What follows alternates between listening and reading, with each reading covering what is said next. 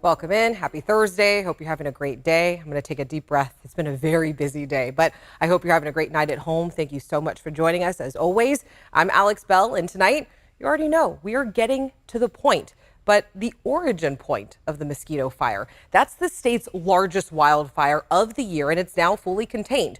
Almost 2 months after it started in the Tahoe National Forest, now we are finally able to get a look at the PG&E power line that's under investigation for starting it. Our Brandon Ritteman made the trip up there and explains what's left. The power line in question is just a 12-mile drive from the community of Forest Hill, but Mosquito Ridge Road is slow going thanks to all the restoration work. We passed crews rebuilding PG&E power lines that burned up in the Mosquito fire. The Forest Service escorted us into this part of the burn area. It's still closed to the public. Down at the middle fork of the American River next to Oxbow Reservoir, we found it, the 60,000-volt PG&E transmission line under investigation. We followed the line, looking for a break in the circuit where Forest Service arson investigators seized parts as evidence, the origin point of the Mosquito fire.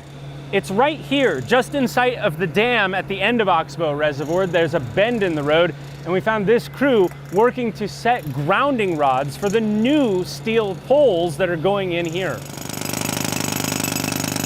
Just uphill, we saw a brand new steel pole. The U.S. Forest Service took a whole one like it out of here as evidence. PG&E, which already has a rap sheet with 91 felony convictions, told its investors it's under criminal investigation for the Mosquito fire. Fire investigation is a science. It's all about reading the indicators of what the fire tells you what happened. Kalina Lind, our guide, is a fire investigator. She can't comment on the Mosquito fire probe, it's not hers. But she says even the simplest fire investigations can take a week or longer. A big fire like this one can take months. The case has to be thorough enough to hold up in court, and getting it right matters. If we learn how it happened, we can better prepare for keeping it from happening again. Nobody burned to death in the Mosquito fire, but it did burn 78 buildings.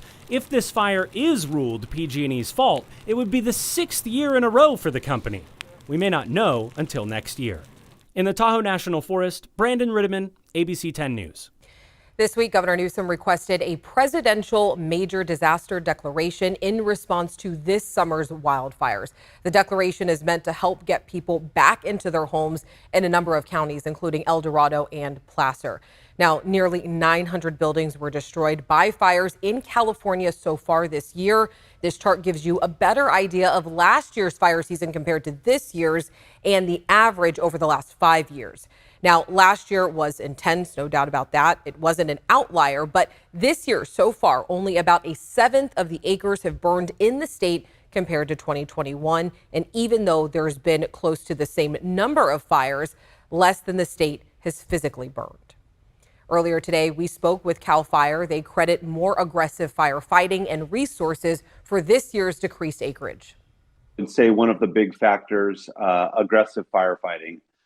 We brought on additional aircraft that were positioned throughout the state. We've brought on additional firefighters over this season. And those are two big factors of being able to get to those fires quickly and knocking them out and getting them contained quicker than they would have if we wouldn't have had those resources.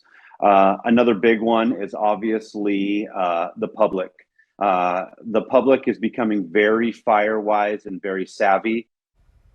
Yeah, that's right. And CAL FIRE did want to make it clear that while this year hasn't been nearly as bad as years past, fire season is not over. Our Brendan Minchev joins us now to explain the fire risk and what's going to change in the next coming days. Brendan.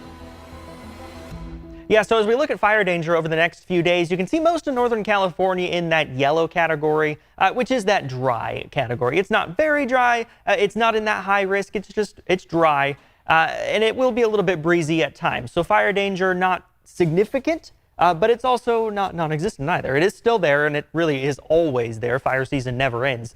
But one of the things we can look at to see as the fire season changes and how much of a threat a large fire can be, we can look at something called the energy release component. And so the blue line is showing you the current state of fuels in the Sierra, in the northern Sierra here. And you can see that the fuel The energy release potential went way up when we saw that record heat at the start of September. But when we had the rain later on in the month, you can see the energy release went way down. There was less energy there because there was more moisture on the ground, more moisture in plants, more moisture in the fuels.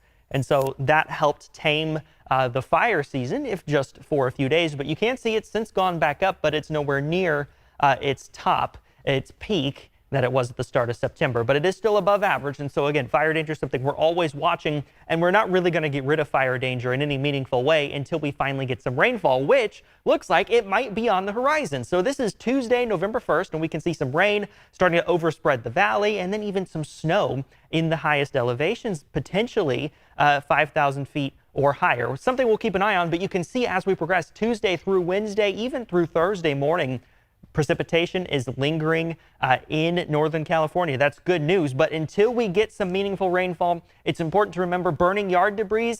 Got to keep that pile small, no more than 4 feet by 4 feet. Campfires, you want to find an open space away from logs, brush, pine needles, and never ever leave your campfire unattended.